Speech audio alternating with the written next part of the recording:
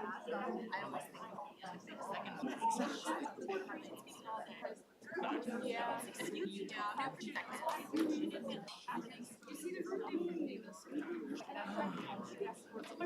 just I die on the interpreter dog.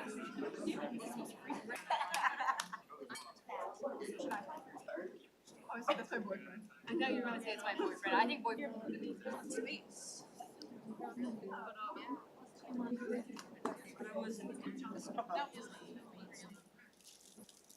Really? Oh. Oh, no, my parents speak, but.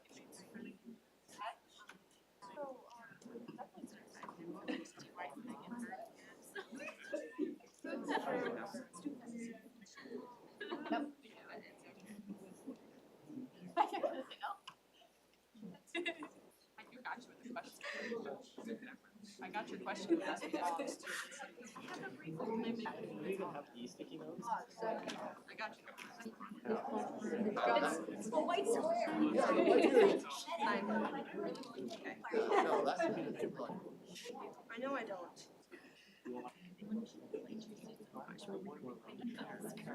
Yeah. I know. That's okay. Okay, ready? Hey, dumb? Said You want one? no way. Think about that. You were there like 8 minutes. You did? Yeah. He did. Should I bring it next time? Can we all bring it? I'll bring it next time. All right, it is 7 o'clock, so we are going to get started. I'm now going to call this meeting of the SDSU Student Association to order. We will begin with the Pledge of Allegiance led by Senator Wallen.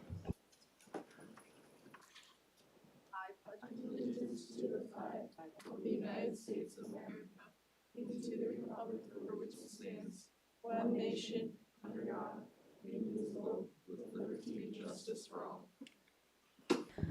All right, moving on to roll call. Chief of Staff Peterson, would you please call the roll? Senators Anderson, Bolweg, Bry, unexcused, Christoffels, Derringe, Foley, Holland, Cadenum, Lopez, Mollison, Podell, Roca, Sharple-Schmidt, Shrestha, Siwakoti, Sleep, Smith, Wallen, Warfa, Diversity Liaison Alex, Communications Chair Ringenberg, Finance Chair Delahoyd, Government Affairs Chair Hunt, Chief of Staff Peterson here, Vice President Sierra, President Spear, AFA, unexcused, AISA, BSA, GSA, Hero, Honors College, IRC, LASA excused, RHA, Unified Council, UPC, Advisor Bylander excused, Advisor Schmidt unexcused, Advisor Willis. Moving on to adoption of the agenda. Are there any additions or corrections to the agenda tonight? Senator Anderson. Amendment to the agenda to add resolution 25-9-R under new business. Second. Motion and seconded to add resolution 25-R -2-R to the agenda. Okay, wow, really messed up on that one. Resolution 25-9-R to the agenda. Are there any objections? All right, all those in favor of adding it to the agenda, please signify by saying aye. Aye. All opposed? It's going to be added under new business. Any other additions or corrections to tonight's agenda? All right, do I have a motion to approve the amended agenda? Senator Christoffels. Second. All those in favor of approving the amended agenda, please signify by saying aye. Aye. All opposed? Agenda is approved. Likewise with the minutes. Are there any additions or corrections to the minutes tonight? Is there a motion to approve? Senator Derringe. So moved. All those in favor of approving the minutes, please signify by saying aye. Aye. All opposed? Minutes are approved. All right, moving on to open forum. We'll begin with Michelle Johnson, the Title IX Equal Opportunity Coordinator.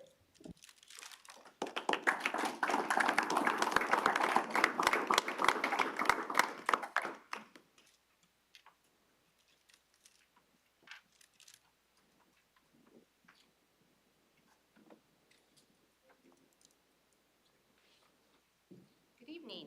I am Michelle Johnson, the Title IX and Equal Opportunity Coordinator. I appreciate, thank you. I appreciate you inviting me, allowing me to speak. I wanted to come in today and talk just a little bit about what my office does, any updates to policies and procedures, and then to talk about some ongoing projects that we have.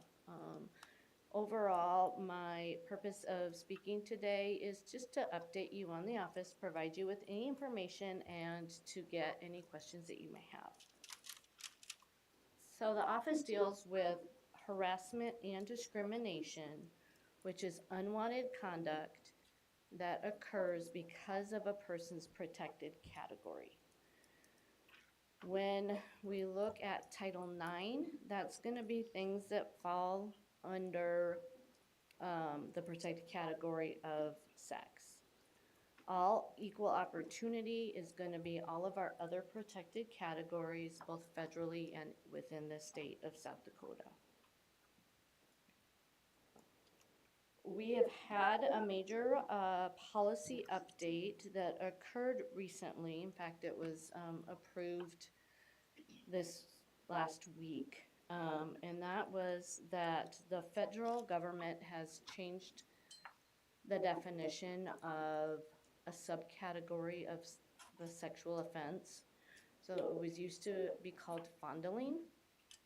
And they have moved it from that to criminal sexual contact. Under fondling, we had to prove that there was sexual gratification. So that was the intent of the unwanted touch. Under criminal sexual contact, the policy now states that the intent, it was intentional touching for degradation, gratification, or humiliation. So it actually opens that up a little bit more so that we can look at conduct that might not have fit the little bit more narrow scope of fondling.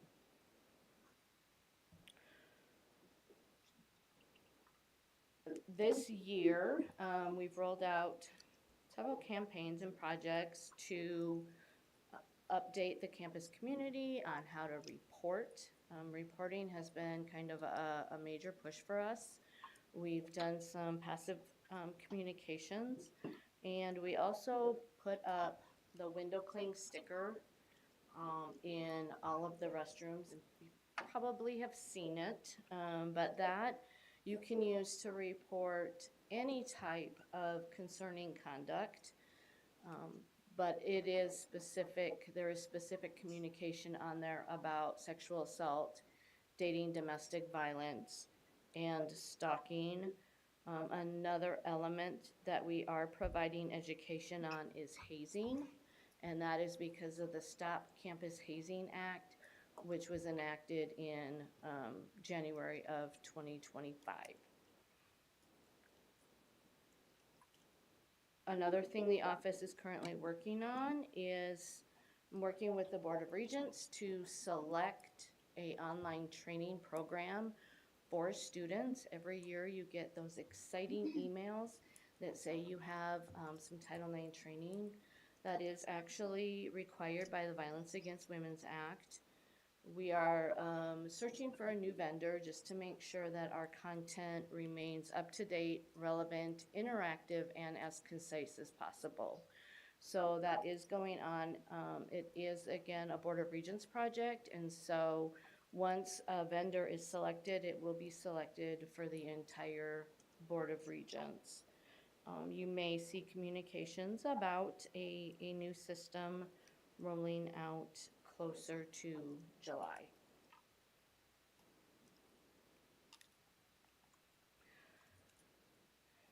This month, March, although this month is almost over, we have worked on a couple of projects. One is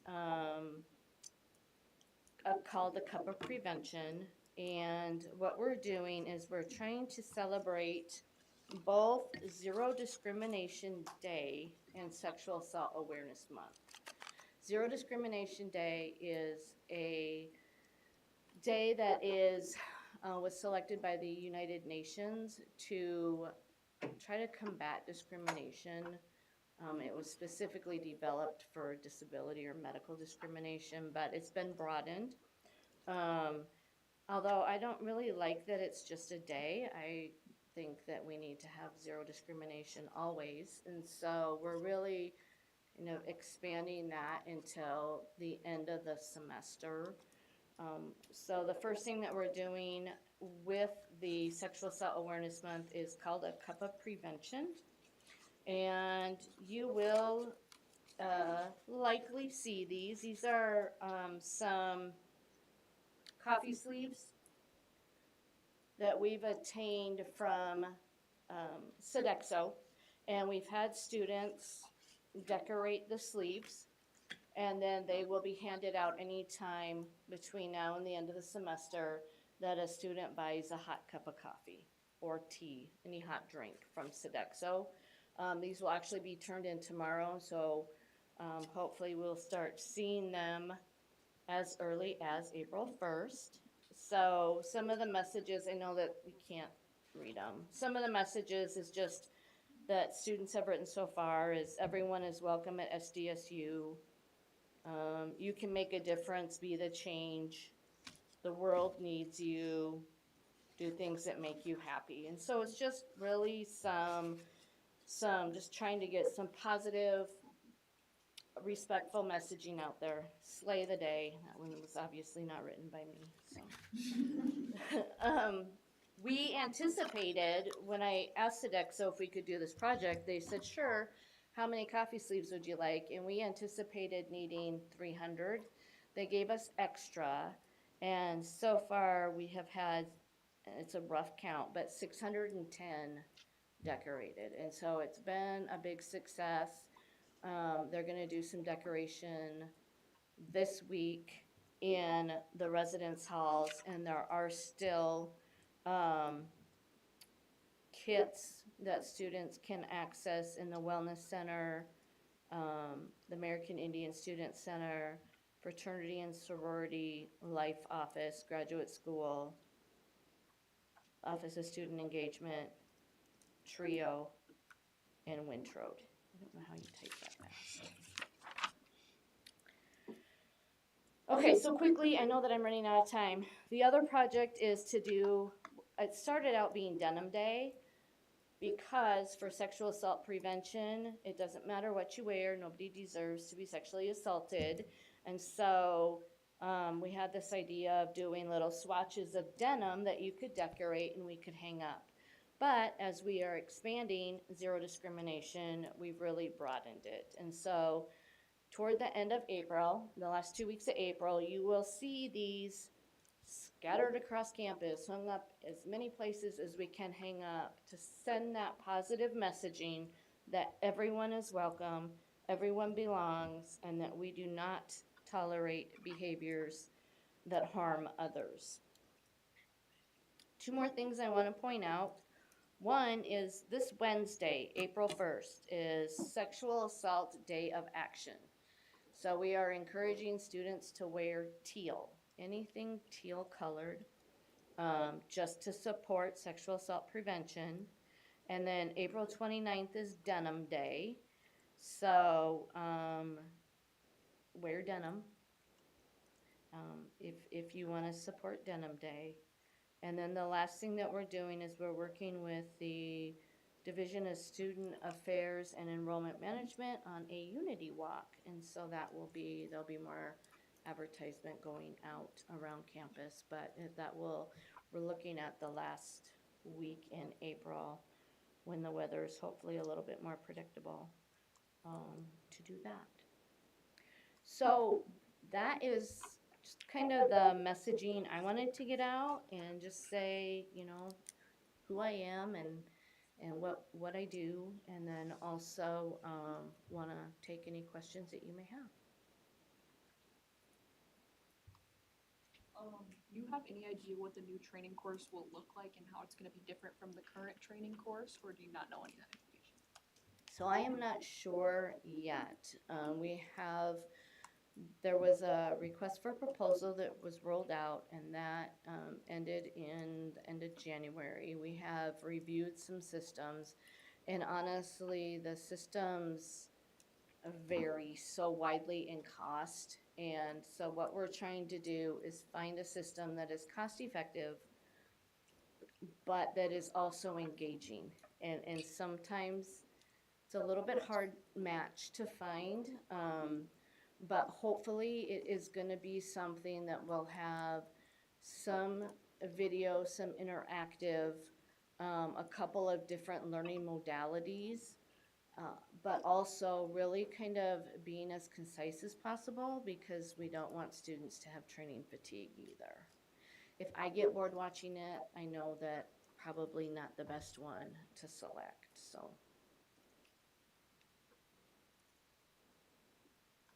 Any other questions?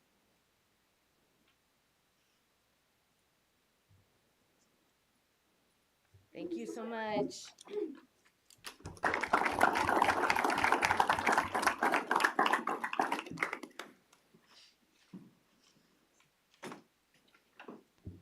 Moving on to open forum item B, student organization constitution. Today we have the Jack's Classic Constitution. You guys are welcome to come up.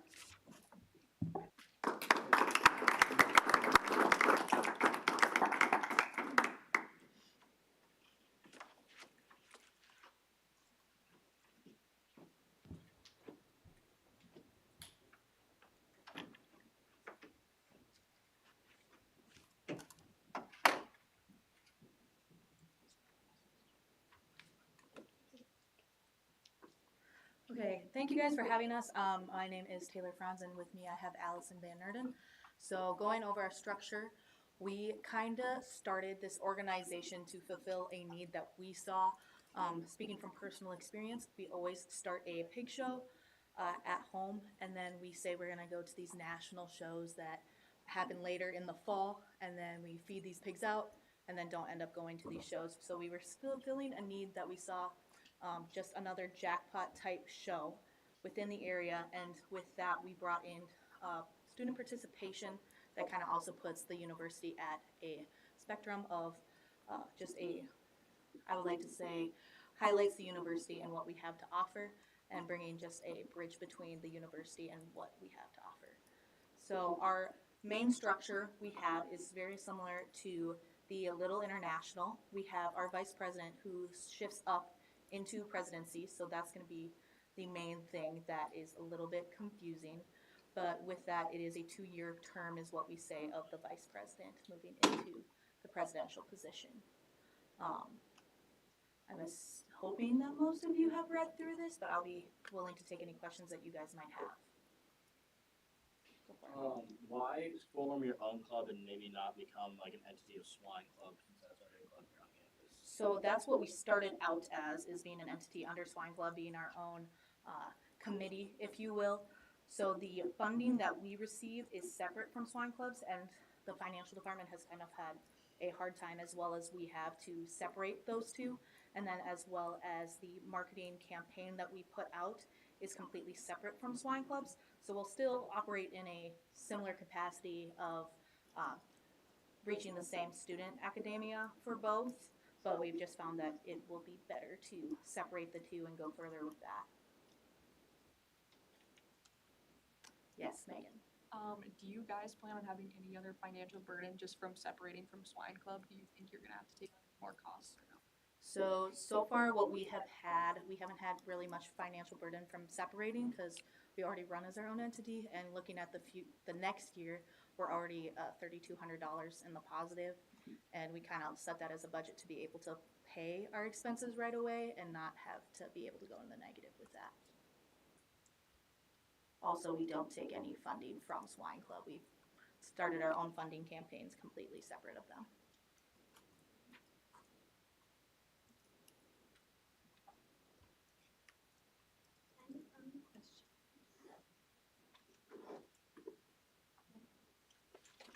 Thank you. Thank you.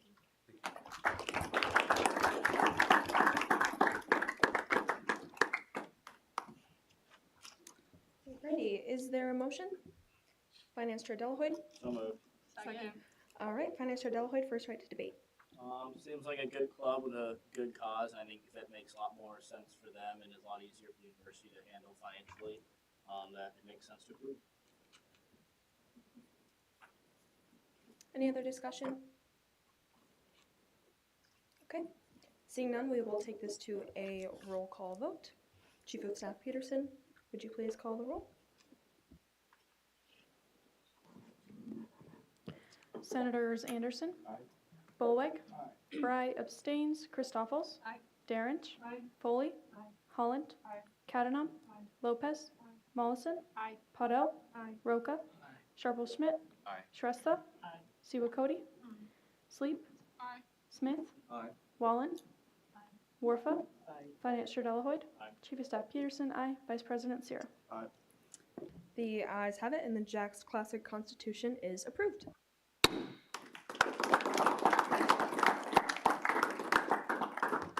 Moving on to public comments. Are there any members of the public that would like to address the Senate tonight?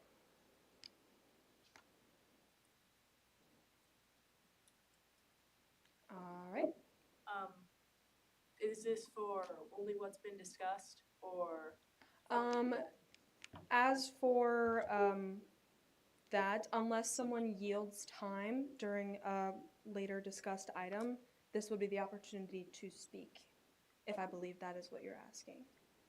Well, I have been hearing about a bill about moving 18+ events to the PAC. I think now would be a good time if you're comfortable. Very You well. can come on up. Very well then.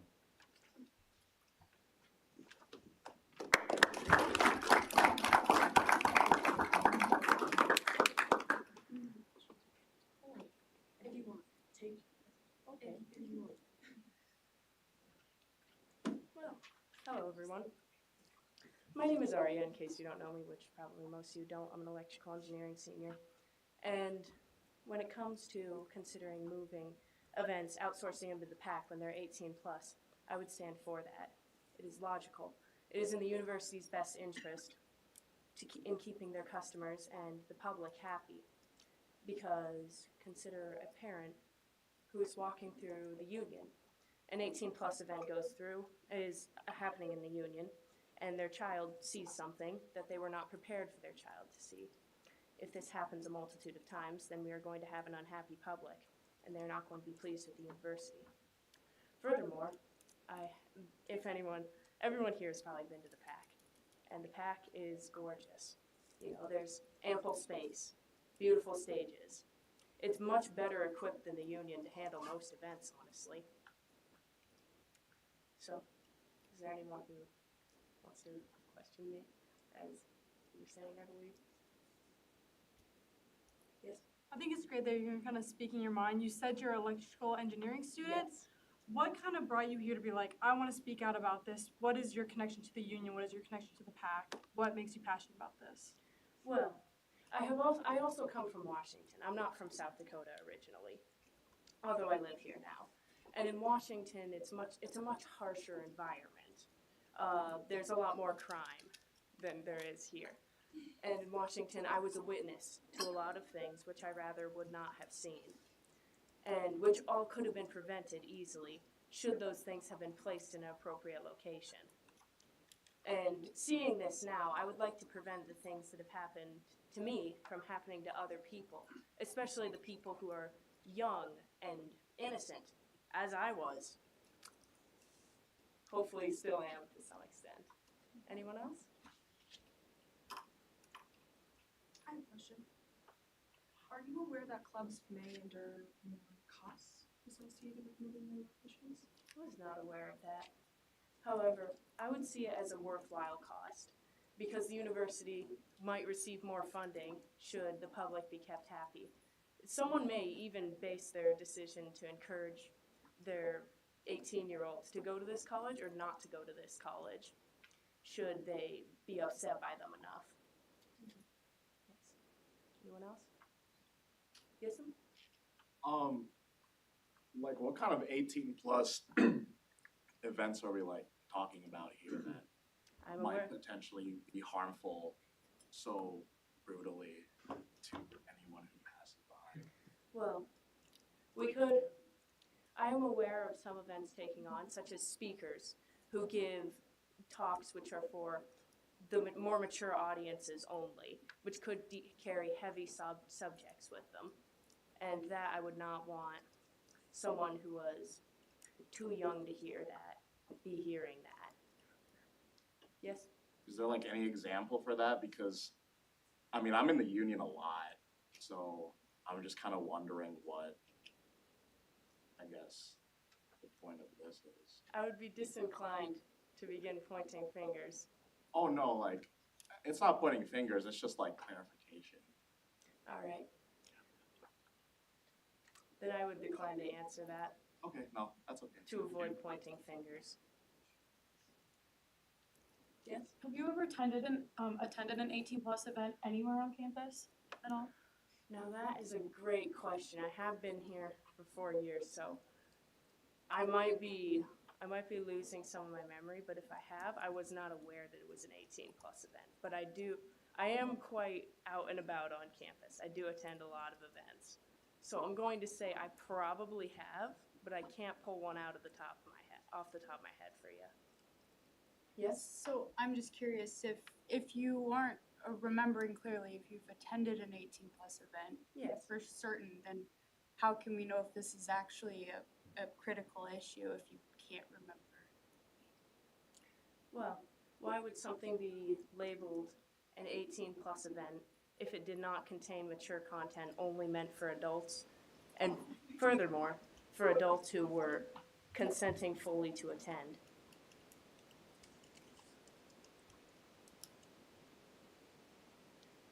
Any other questions? Yes? Do we know the public's opinion on this? I'm not sure if you would know this, but maybe other senators here. Do we know if there's actually been official complaints? And by that, I mean more than 3.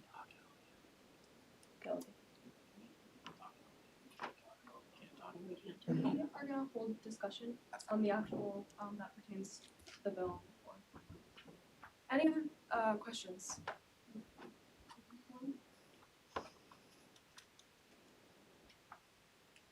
Very well then, thank you all.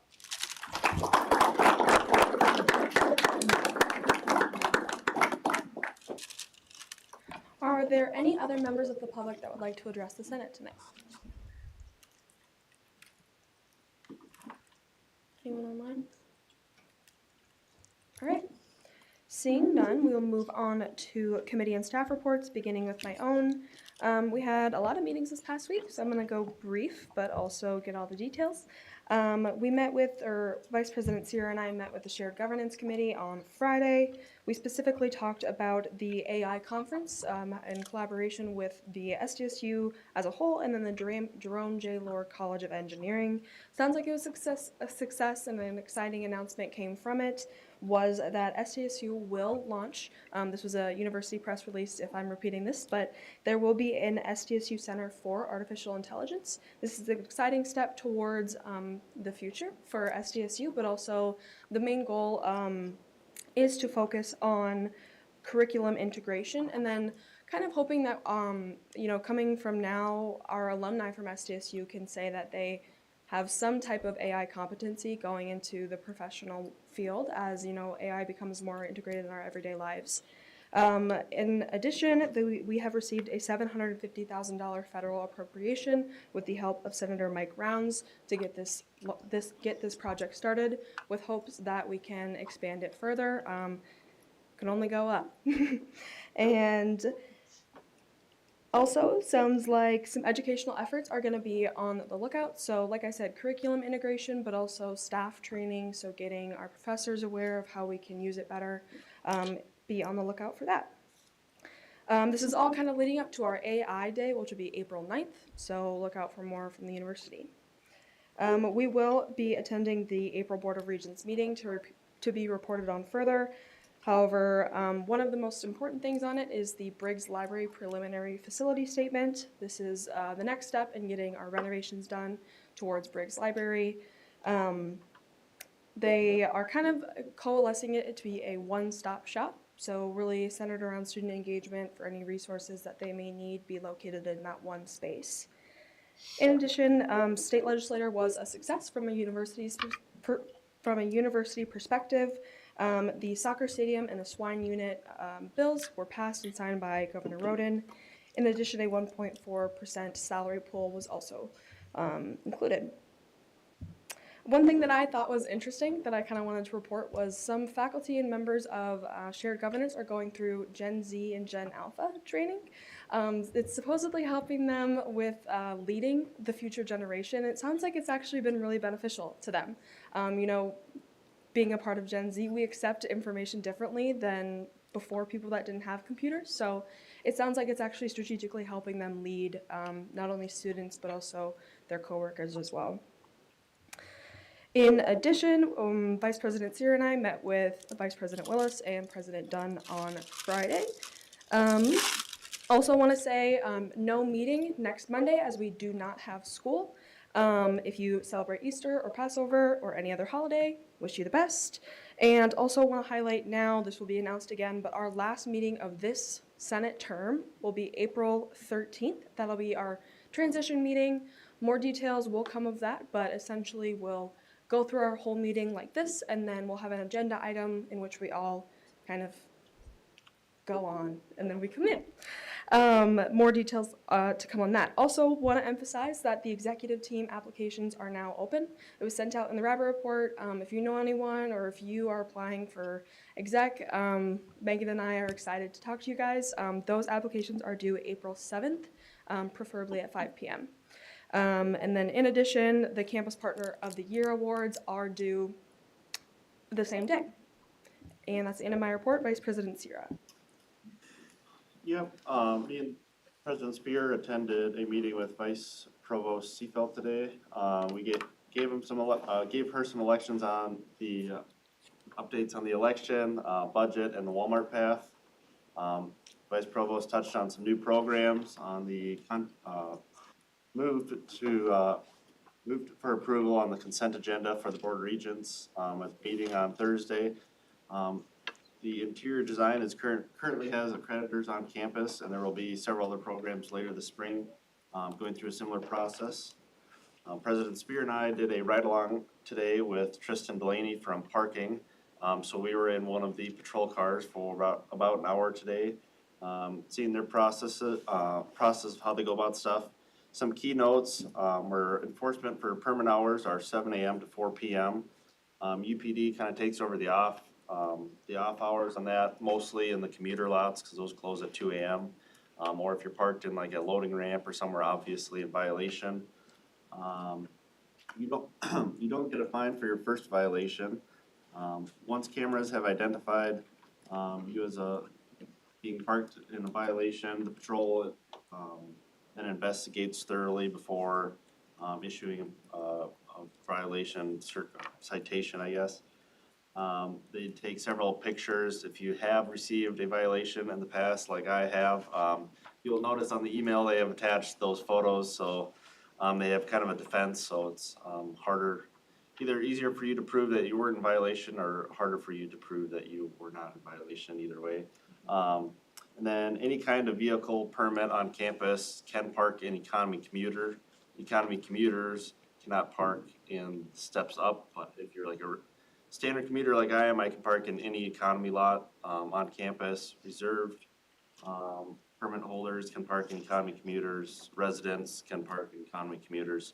And then along with that, there are some potential changes for some parking lots going on. I know the Wellness Center lot may be changing to economy commuter. That's been a discussion in the Parking and Traffic Committee. I believe it did pass unanimously. So it's just how the university chooses to implement that going forward. Last week we had the election on Tuesday and Wednesday. Thank you for everyone that helped staff voting booth. It's kind of long, boring days for some of that.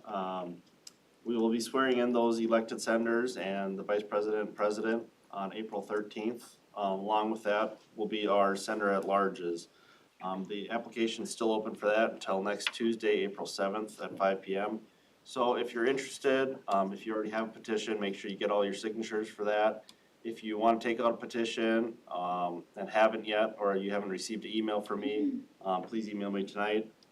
We'll be interviewing all those candidates the week of April 7th, so we can get them all sworn in on April 13th, so.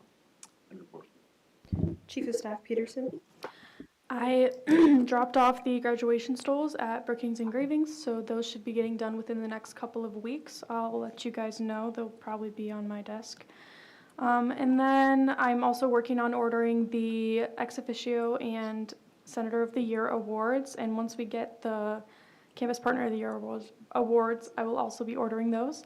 And then we have office hours for this week, and you'll have office hours for next week, but that is it. So you do not have to do office hours the week of the 13th, since most of us will no longer be on the Senate. So only 2 weeks left of office hours. End of report. Finance Chair Delaway. The University Activity Fee and Budgeting Committee approved the both general budgets this last Friday. They will now move on to President Dunn and VP Willis for their approval. I've been working on ordinance 25-1-0, which is on the agenda tonight. Finalizing internal budget / expenses from this spring and getting all that ready as we near the end of the fiscal year for us. And then working to update transition document, and then met with the advisors and president and vice president to talk about the general budget. Government Affairs Chair Hunt. Yeah, last week I attended city council. We had some lengthy debate about animal ordinances. They're updating the chapters for that, so it was a lot of discussions about chickens. The Board of Regents meeting is also this week, so I've been preparing for that as well. President Spears sent out an email last week, so those who are going, check your email for that. And then I also attended the Student Federation meeting with Vice President Sierra, but I'll talk about that later for topics for future discussion. End of report. Communications Chair Ringenberg. The RAB report was sent out this morning, and then I've been working on updating the website with the election results. End of. Diversity Liaison Alex. The Human Rights Commission's Education Working Group will be gathering in response to the video that's been circling around on April 28th here in the Union at 6 p.m. End report. Moving on to ex officios, beginning with AFA, AISA. NETISA's 34th annual Weti Wachipi was a wonderful success. We estimated there's about 1,000 attendees. It was great to see all the dancers, the singers, and drummers, and just hang out with my friends and family. And just as a reminder, there'll be no ISA meeting this week due to break. BSA. Last week we had our tie-dye event with LASA, and that went really well. We got to hear from a lot of graduate students and where they're at. And then this week we won't have a meeting, but we did get to meet with Dr. Phipps and hear about what she had to talk about, which that was really interesting to see and get some good information and a report. GSA. We are now picking up our clothing drive clothes from all the dorm buildings. We've gotten all the Northwest buildings, but we still have some sitting in the other ones, and there's been quite a lot, especially in Winnetka, where we had several trash bags worth of stuff. And otherwise, this week on Wednesday, we will have a Jeopardy night. End of report. Honors College. The Honor Spring Potluck last week was a success. There were a lot of people getting tacos and conversing in the lower level of Honors Hall. The Honors Literary Circle just concluded their first meeting about 30 minutes ago. So we read the book And Then There Were None by Agatha Christie. I really enjoyed it. I highly recommend if anyone needs more books to read. And then to put this all on your radars, the Honors College Student Organization is hosting a Crumble Cookie fundraiser April 8th from 10 a.m. to 2 p.m. here in the Union. So bring your appetites for Crumble Cookies that week. End of report. Hero. Last meeting, we made pipe cleaner flowers and Easter cards to deliver to the nursing home. We also got our officer elections finally. End of report. IRC. So last week we met with all the execs from every International Student Association, just giving them assurance how we can be of help or assistance to each and every one of them. And also we proposed the idea of them having an ex officio sit on the IRC board so they could directly communicate with us to help communication, and also if they have any worries or stuff like that, we could assist them. And also we could bring it here if it has to come here and a report. Lassa? RHA? Yeah, we established a collaboration with UPC for their May Day event that's coming up in the beginning of May. Really, it's a good event. It sounds really exciting. Very glad we're gonna work with them with that. We also formalized our election procedures. End of report. Unified Council. Don't have a whole lot. Little I was over the weekend, doesn't pertain to us, but we had a lot of Alpha Gamma Rho and Farmhouse members participating in that, so just congratulations to everyone who spent a lot of time with their animals, and we'll have more information next week and report. Unified Council. The Greek Week dates have been announced. They are set for April 13th through 17th. That was the 13th through the 17th. UPC. So our Escape the Night event took place this last Friday, and the students had a ton of fun, and they were at the 6 to 5 Escape in Sioux Falls, and it sounds like they all did pretty good escaping the rooms. And our next event is on April 7th, and people will be able to come and make clay creations. We'll have some air dry clay, and we'll have paint to decorate them at home once they're dry, and that will be at the Volstroff Ballroom from 6:30 to 8:30. End of report. Moving on to advisors. Advisor Bylander, Advisor Schmidt, Advisor Willis. Thank you. So just want to do another reminder, it's also in the Rabbit Report, that we have some really great programming going through the end of the semester with Jack Stand Together. We had our first listening lunch last week, and we'll host another one this week on Wednesday, April 1st from 12 to 1 in the Jackrabbit Room just outside of the VBR in this building. So come and engage with our leadership team. Michelle Johnson shared some of the components that we're collaborating with Title IX EO on with the Cup of Prevention, Decorate Denim, National Sexual Assault Awareness, or Sexual Assault Day of Action, and the Unity Walk, which will be on April 29th.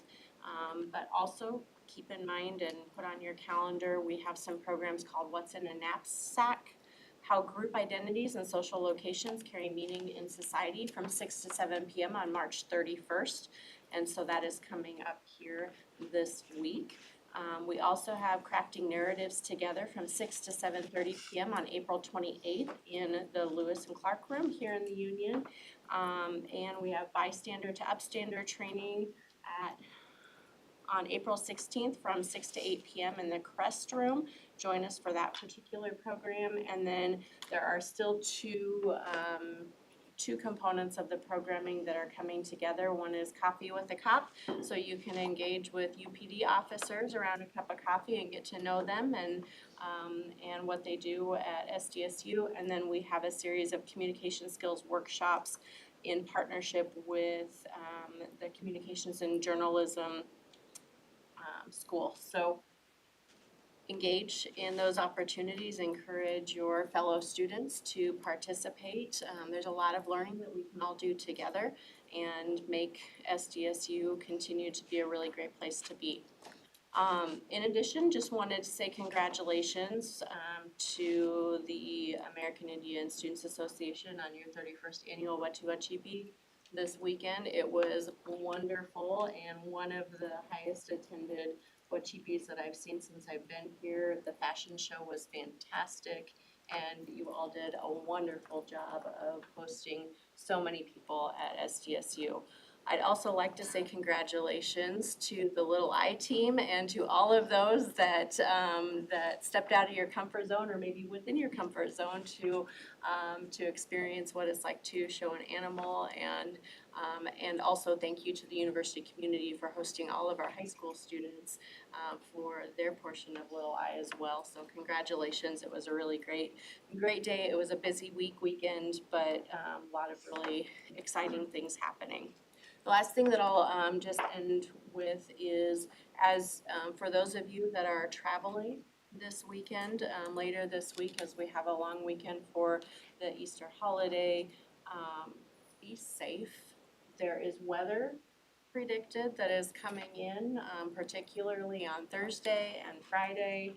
right in the middle of peak travel for students that are planning to go and do something. And so pay attention to the weather and be safe in your travels because we want you back after the short little break to finish out the semester strong. So look forward to that. And then the last thing that I will say is there's a lot of great conversations happening across Students Association as we engage in continued debate tonight on some resolutions and things. Just show respect to one another and know that we are all jackrabbits, and so be respectful as we go through that debate. With that, end of report. Committees to report out tonight. Chief of Staff Peterson. The Library Committee met last Tuesday and we completed our self-assessment for the year. Will also be voting on officers at the next meeting. The library UBOC budget requests for next year were discussed and they are working on moving towards an associate dean model. And at the end of our committee meeting, we got a tour of the Lincoln Archives, which was very interesting. End of report. Other committees? Finance Chair Delahoyt. Not a committee, but I'd just like to thank Senator Sleep for taking the time to represent us in Little I. Went this weekend and it was very good. She did a very good job, so thank you. Congrats, Meryl and you, Meryl Sheep. Other committees to report out. Senator Sleep. Well, as you already said, I did Lamb Lead this weekend. I also showed horse, so it was a lot with 3 different events that I was going around between. But it was really good. Lamb Lead was really good. With my interview, the judge, she was a graduate from SDSU and had no idea what Students Association actually did.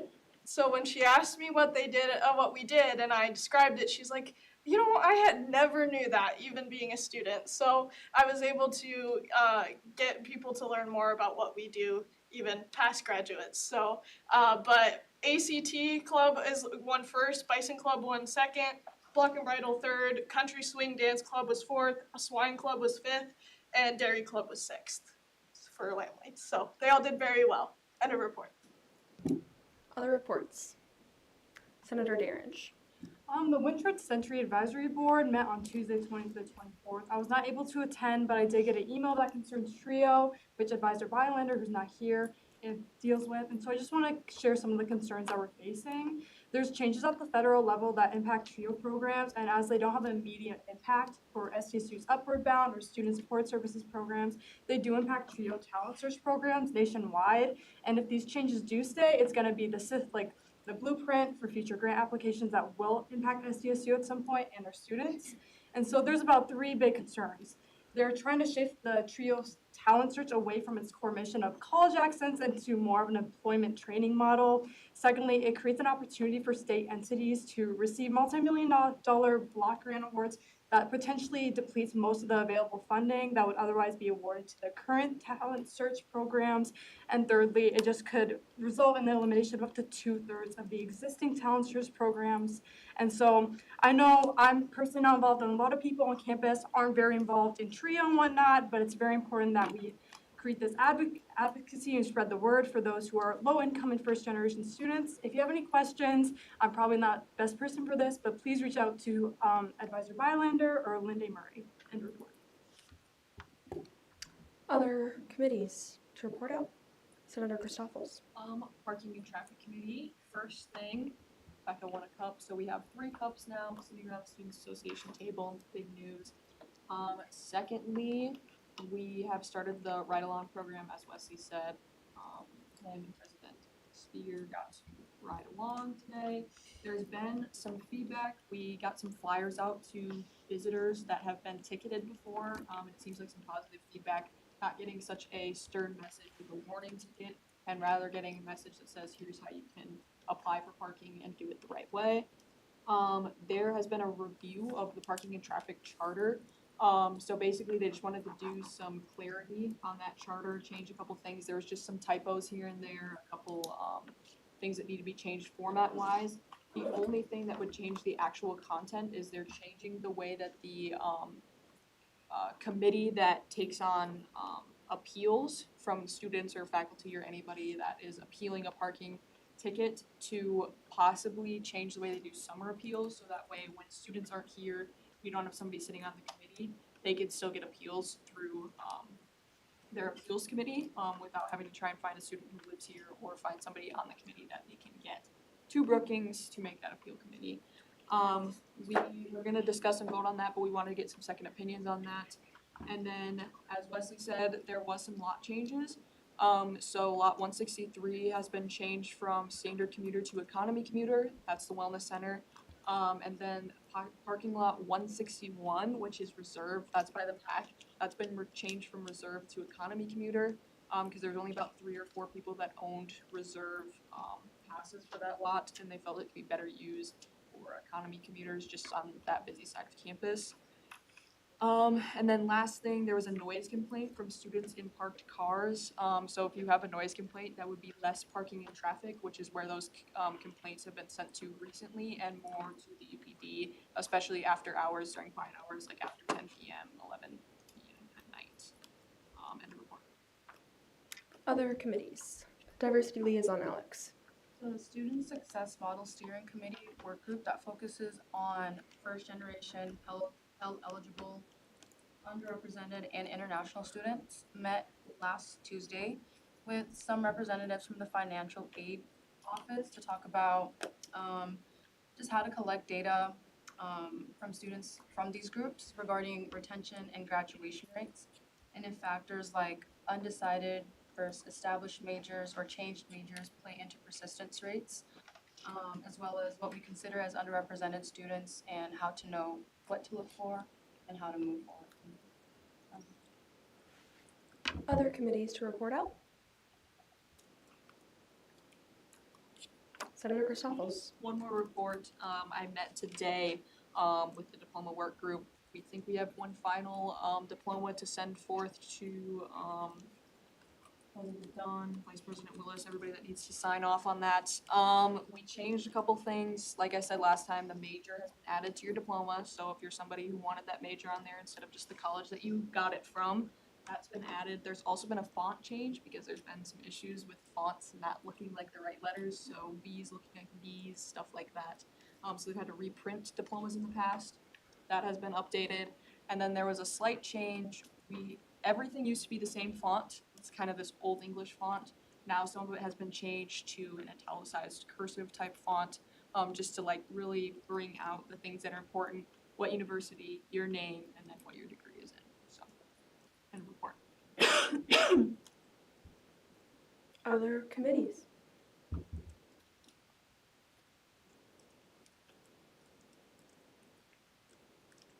Are there any questions for any of the reports tonight?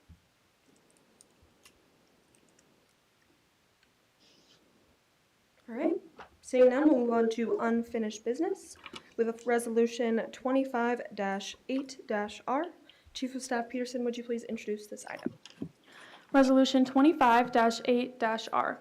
Title of resolution reads, the South Dakota State University Students Association South Dakota State University's Students Association resolution to relocate 18-plus events from the Student Union to the Oscar Larson Performing Arts Center or other designated controlled access venues. Prime sponsors include Senator Bollweg and Finance Chair Delahoyd. Sponsors include Government Affairs Chair Hunt, Diversity Liaison Alex, Senators Anderson, Smith, Roca, and Sharples-Schmidt. Would anyone request this item be read in full? Finance Chair Delahoyd? So requested. It's been requested. Chief of Staff Peterson, would you please read this item? Resolution 25-8-R. Title of resolution reads, the South Dakota State University's Students Association resolution to relocate 18-plus events from the Student Union to the Oscar Larson Performing Arts Center or others designated controlled access venues. Whereas the Student Union serves as the most highly trafficked and publicly accessible building on campus, functioning as a central hub for students, faculty, staff, visiting families, and prospective students. And whereas the Union regularly hosts campus tours, high school visits, and youth-centered programs, making it a space frequently occupied by individuals under the age of 18. And whereas the Union houses essential campus services, including the bookstore, dining areas, student organization spaces, and administrative offices that are intended to remain open and welcoming to all members of the campus community throughout the day and evening. And whereas certain campus programming and entertainment events are designated as 18+ due to mature content or age age-restricted entry requirements, including but not limited to drag performances, comedy shows, film screenings, or sponsored watch parties, guest speakers, and similar events. And whereas hosting such age-restricted events within this shared high-traffic environment may create access restrictions, safety concerns, or an unwelcoming atmosphere for younger students, visitors, and families. And whereas the Oscar Larson Performing Arts Center provides a more appropriate and controlled venue for age-restricted programming, offering a larger stage, increased seating capacity, improved event infrastructure, and a layout better suited for managing admissions and compliance with age restrictions. And whereas relocating these events would maintain opportunities for student entertainment while preserving the Union as a broadly accessible and family-friendly campus space. Be it resolved that the Student Association recommends that all campus-sponsored or university-approved events designated as 18+ be held exclusively at the Oscar Larson Performing Arts Center or other similarly designated controlled access venues. And be it further resolved that the Student Union remain reserved for events and programming open to the general campus population and visitors of all ages. And be it further resolved that the student activities, campus administration, and event services collaborate to update scheduling policies and procedures to reflect this venue designation. And be it finally resolved that this resolution be forwarded to the Office of Student Affairs, Event Services, and University Administration for review and implementation. Is there a motion? Finance Chair Delahoyd? What is your motion? I move to approve resolution 25-8-R. Okay, Finance Chair Delahoyd. Actually, could we just get a second for that one? Thank you. Finance Chair Delahoyd, first right to debate. Yeah, so I'm first just going to talk about why this bill kind of came into existence and where we went with this. So before I do that, I will say, as all of the senators and everything here got, there is a resolution or an amendment to this that will be proposed a little bit later. We're not proposing it right away for the fact that we want to have this discussion. We feel like this is a healthy discussion. It can help us practice some of that. And it's just kind of a topic we wanted to discuss on. So why this bill came into existence is we had lots of people coming up to myself and Senator Bolwig about their concerns with seeing different things in the union and their different experiences. One of those was I had somebody come up to me and they were talking about a comedian that was in the union in the markets area. And the comedian was very, very inappropriate content to just be in an open market area. Talking a lot about female genitalia, and just every other word was a curse word. And so that was a big concern to that person. And then the comedian also told somebody to jump off the balcony, and we felt that was really something that was not appropriate. And so that was kind of one of the reasons. There was just other reasons of people seeing things they didn't want to see when they were walking through the union or experiencing something. And so that's kind of the original where we came with establishing this resolution is, well, the union is seen as the living room of campus, as President Dunn likes to call it. So it's a very welcoming and open place, lots of community and family. So we wanted to write a resolution that helped kind of solve that problem. And we realized as we went through it that maybe this isn't the perfect resolution, but it was a resolution that we felt very passionately about and that could help solve that problem.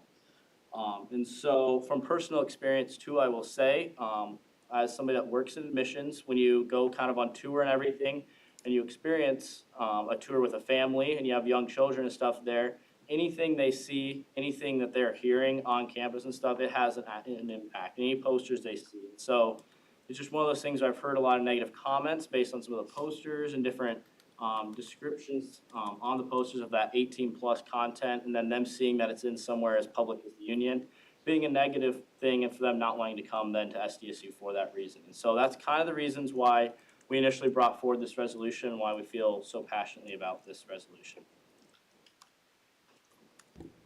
Further discussion?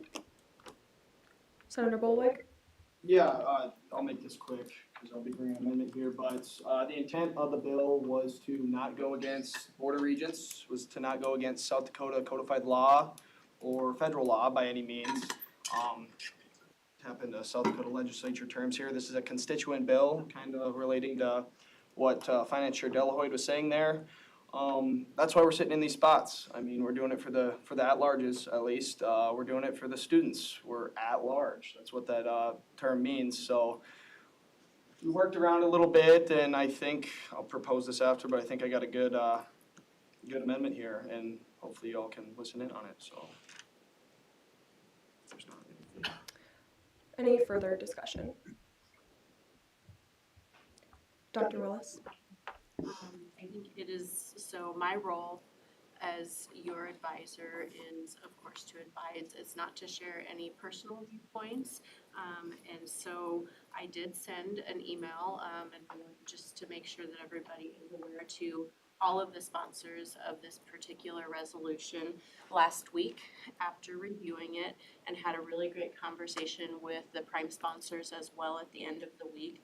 But I just want to give you a real high-level highlight of what I did share. And so my role is to provide facts and factual context to you as you're making decisions. And so this resolution as written does have some conflicts with both state statute, federal First Amendment protection rights, South Dakota Board of Regents policy, and SDSU policy, as well as some of the procedures that we do have in place. And so I'm just going to read the final paragraph that I did share, and I'm glad to answer questions, and I will be factual. It is not intended to sway one way or another, it's just more facts. But taken together, existing state law, SDBOR policy, and SDSU policy require content-neutral access to SDSU facilities and prohibit discrimination based on viewpoint or ideology as a public higher education institution. As written, 25-8-R would conflict with SDSU and SDBOR policy and state and federal law due to the content-based restrictions it proposes and the legal requirement that public higher education facilities be equally available to student organizations regardless of ideological, political, or religious beliefs. And so I just want that context out there from a factual perspective to know that as written here, this would violate state and federal law as well as board and SDSU policy. Further discussion, Senator Anderson? Yeah, I think it's also important to realize off of that point is that there's no national law that defines obscenity, and obscenity is not a protected First Amendment right. So keeping in mind that obscenity is defined by local community standards. We are a part of the local community government. We could set a precedent and make a statement here today, and maybe the university doesn't want to listen to the Students Association in following our recommendation, but it would certainly make a statement on protecting our constituents and agreeing with what they think if we were to go along with this resolution. So I'm in support of 25-8. Further discussion? Senator Mollison? Yeah, I know we have an amendment that it will probably be proposed, but I just have some questions just for clarification before we get started with that. I mean, I totally hear what Delahood was saying about like the comedian, but like I'm just curious because when I did some digging, it looked like there wasn't anything really constituting an 18+ event via university like code or anything. And I'm just curious, like, was that event an 18+ event, and were there families present at this time? Like, have we talked to families to see that they were there? And additionally, I'm just curious if these students are provisional students for our programs, and they saw that. I guess I'm not sure how that would maybe sway them to not become a student here, if that's something that would be something that happens while they're here, other than just it purely being based off of content. Those are some questions I just wanted regarding the precedent to why this was brought up. Yeah, I would just, whoever wanted to answer the questions. Yeah, I can answer. So first question was around the comedian, correct? Mm-hmm. So for the comedian, it was during Hobo Day events. So there were indeed, I do have accounts that there were some families and stuff present just because it's the union during Hobo Week, Hobo Days, it was right in there. So there was With that, they did get in a little bit of trouble because it was an 18-plus comedian, but they had not done their research to identify that as an 18-plus comedian. So that was something that they did get in a little bit of trouble for, but that's just something that kind of happened. So that's a little bit of a fluke, but something that did happen. And then as far as admissions, it's not necessarily as much on the student and their decision, it's more on the parents and their concern. So a lot of times it's parent concern that it's so prevalent in some place that's so commonly, I guess, foot trafficked as the union. So that's kind of where it comes in there. And you learn in admissions that you have to win the mom over, that's where it's at, so. Further discussion? Unified Council. Hi, first of all, I'd like to just go off with what Senator Mollison said.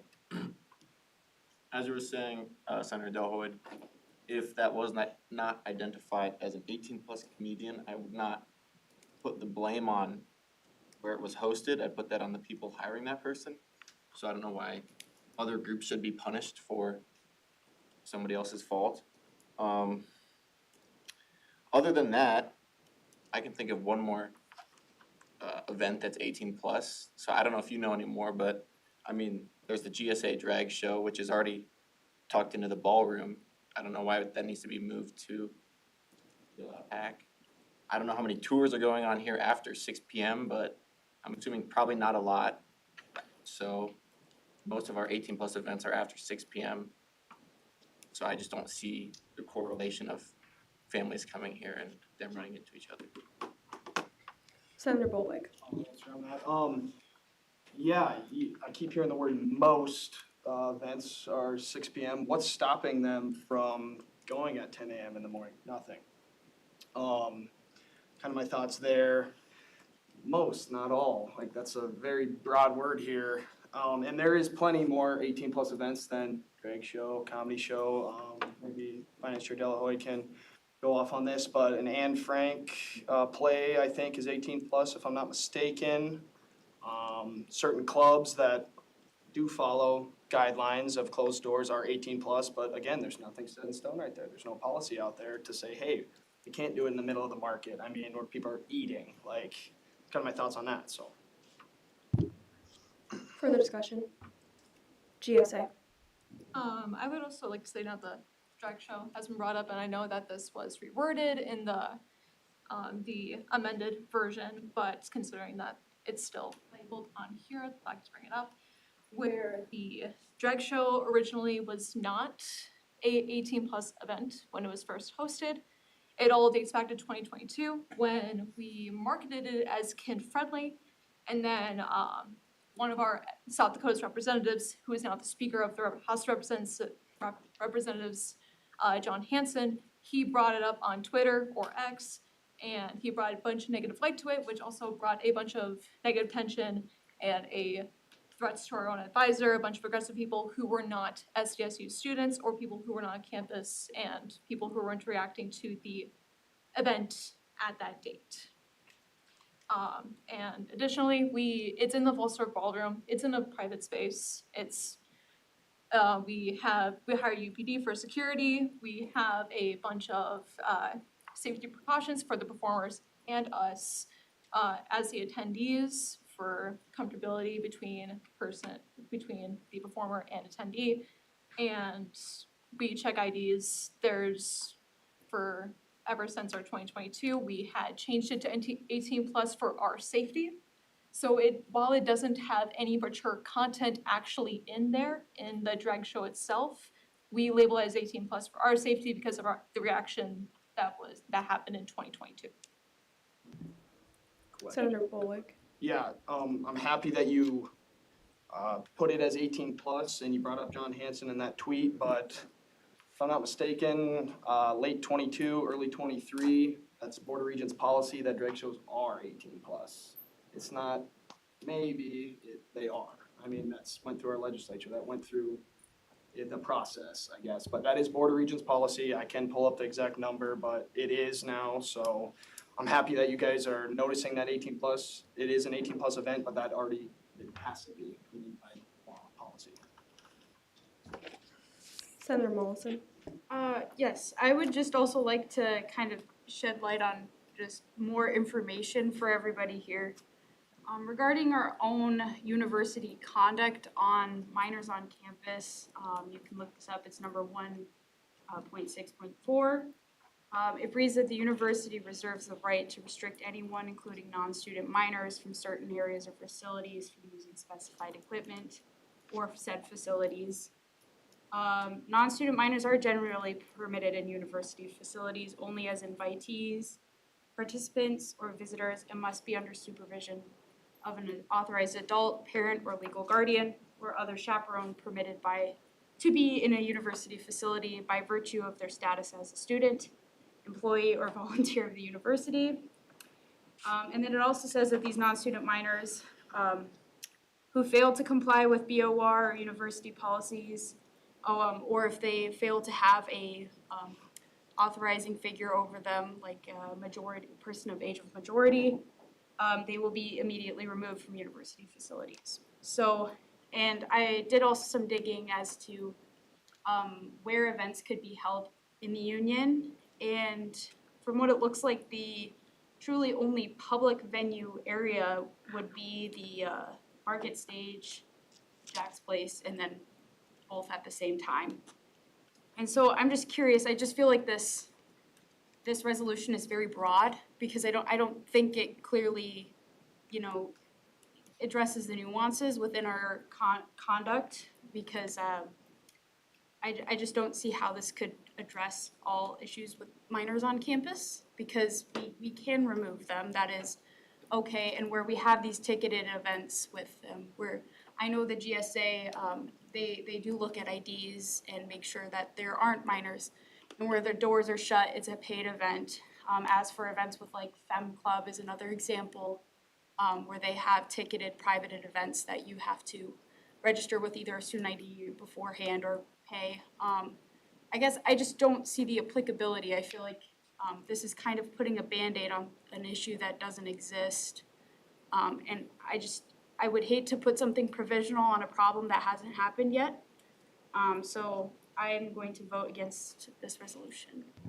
Senator Bolwig. Question for clarification for GSA. 2025, where was trivia night held in the university union? We were in the university marketplace. Thank you. Senator Anderson. To Senator Mollison's point, the student union is the most public-facing building on campus. I don't think anyone would disagree with that. Regularly, families are welcomed in to the union to either visit Jackrabbit Central, to eat at Chick-fil-A, whatever they do. Young kids always in the union, often, especially when there's other events going on around campus. And outside the Volsdorf Ballroom, always giant windows, right? Giant windows that allow for access inside. Also, sound travels throughout that area as well. In the Market Stage for event venues at the Union, Hoboda Gallery, Market Stage, Jack's Place, and the Volsdorf Ballroom. That's 4, which is actually quite a few for one building. So just to reiterate, Union, very public space, no expectation of privacy in that area, and no expectation that the university would be like, hey kids, you can't come to the Union. Want to clarify as we continue, we are going to do some debate regulation in our time interest. So we're going to do 2 and then questions technically don't count. Just want to make that clear. Further discussion. Senator Bolwig. This is the perfect time. Please bear with me. I move to amend the main motion in title by striking out relocate 18+ events from the student union to the Oscar Larson Performing Arts Center or other designated, and inserting recommend the use of controlled access venues for events requiring age-restricted entry or enhanced access management.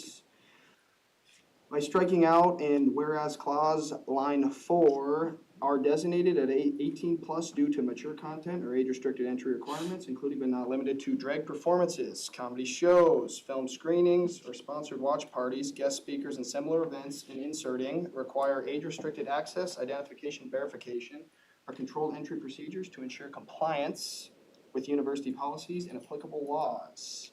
By striking out whereas clause line 6, the entirety of it by striking out, whereas clause line 7, relocating these events would maintain opportunities for student entertainment while, and inserting, this resolution is intended to support and inserting, and does not seek to regulate or restrict expressive activity based on content, viewpoint, or ideology after campus based there.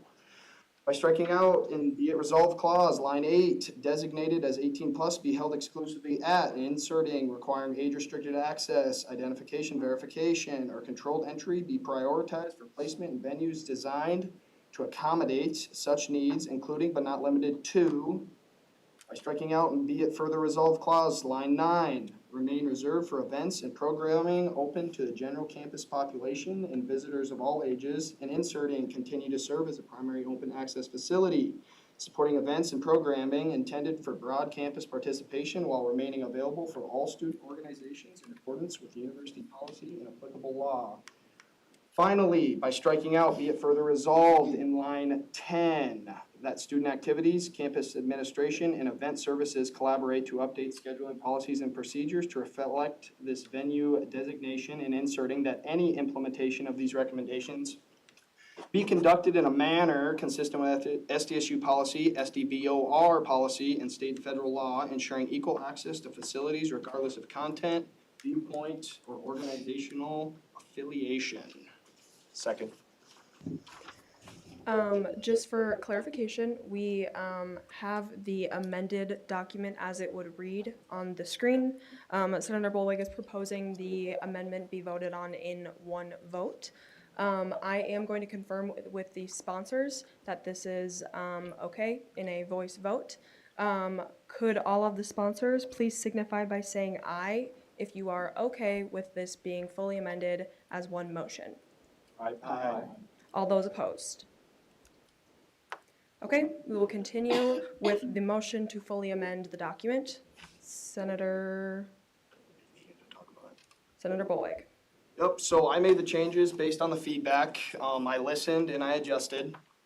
I had a great conversation with Finance Chair Delahoyd and Dr. Willis. I want to be very clear, this resolution has been revised to be fully content neutral and consistent with SDSU policy, Board of Regents policy, and state law. Does not target any type of event, organization, or viewpoint. Instead, it focuses strictly on operational needs like the access control, ID verification, and venue capability. This, if anyone has any questions about that right there, it addresses the concerns about the discrimination or the First Amendment problem, the conflicts with it. The student union, as said in there, is a very high traffic space. It's a lot of prospective students and families, and this resolution now amended helps ensure we don't disrupt that environment with events that require restricted access or controlled entry. I'm gonna add this in there, I got taken out, but facilities like the Oscar Larson's Performing Arts Center are specifically designed for controlled access events. They have better infrastructure, like we heard from the public speaker, in managing the entry, the ID checks, and the seating. It's a larger space. This resolution supports what the university is already doing, and it just strengthens and clarifies it. And that's kind of what we're doing up here. We need to pass good legislation that does that. And I want to hammer this. This is not a recommendation, or this is a recommendation. It's not a mandate by any means. This resolution does not force or ban anything. It simply recommends prioritizing appropriate venues based on their event needs. And by making it content neutral and policy aligned, this resolution actually protects those student organizations by ensuring equal access and avoiding any legal risks tied to viewpoint discrimination.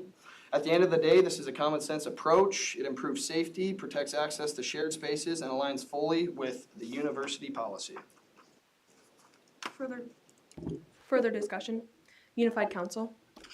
Yeah, I'd like to commend Senator Mollison for saying this is we're putting a Band-Aid on something that doesn't really exist, an issue that's not really there. Back to what Senator Bollweg said originally, I would fully agree that there is no restrictions on 18+ events have to be held past a certain amount of time where people aren't really touring, nobody's coming here. I think that would be a way better approach at going about this issue that I don't believe really exists, but might exist in some people's eyes.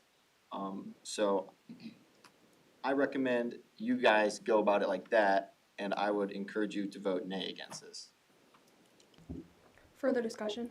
Senator Christoffels. I just wanna point out that we're making an amendment to the original resolution and not actually voting on the content of the resolution right now. So I would take that into account when you're voting right now.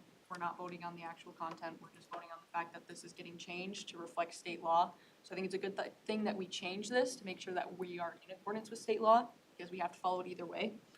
So I would vote yes on this, and then we can talk about the actual content of the resolution after that. Further clarification or further discussion? Senator Derenge. I just have a couple questions. We're moving the activities to the pack and other things. What would that do for posters? Obviously, posters get the word out and everything. If we're having a poster about a drag show and then a little kid's like, oh, what's this and everything, would that limit all posters to only be everywhere else except for the union? And then with that, I know President Spear mentioned earlier that it would increase costs if you're going to be holding at the PAC, and so would we as a Senate provide more funding to those who would have to pay for reservations at the PAC, or would the PAC lower their costs a bit for these clubs and activities? So I'm just kind of curious on the posters and the prices for the clubs. Finance Chair Delahoy. Per First Amendment, no, we could not regulate posters, beyond what they are. That is kind of just a complete First Amendment violation if we were to do anything there. So it would not eliminate that with the posters on campus. One thing with the Performing Arts Center, so in the initial or original one of this, we mentioned Performing Arts Center. It is not mentioned in this amendment. We also said other closed access areas. Some of those that would be even cheaper than the Volshoff Ballroom that are offered would be like the barn on campus. So that would be completely closed access, and you would have, or controlled access, and is even cheaper than the Volshoff Ballroom and still has some of those capabilities to hold events such as that, or just any kind of events like that. And so there are other options on campus for somebody to be able to host an event like that. I personally just want to clarify, in this amendment that we're voting on right now, does it require or does it recommend that anything be moved to the PAC? No? No, it does not. I added that in my own note points as just an example of one. Okay. But no, it does not. Every Oscar Larson's Performing Arts Center in that should be struck out. Further discussion on the amendment? Senator Mollison? Just point of clarification again, so the ballroom, like, looking at like what is private or public, it says you can like host private events at the union in certain rooms, but I'm just curious, like, so that's still not officially controlled access though? Senator Bolweg. Sure. Once the doors are open, essentially, and I've walked by them and seen them open as the performance is happening. So this resolution is gonna be more to the fact of, hey guys, let's keep the doors shut to make sure we don't have any bad things happen, yada yada. So once those doors, not saying you can't go out and go to the bathroom, that's not what it's saying, you can't do that legally, but to make sure those doors are shut when the event is going on, inserting that you need to leave to go to the bathroom or something. Obviously, there's gonna be a slip in the door open, but doors have been open when the event has been going on.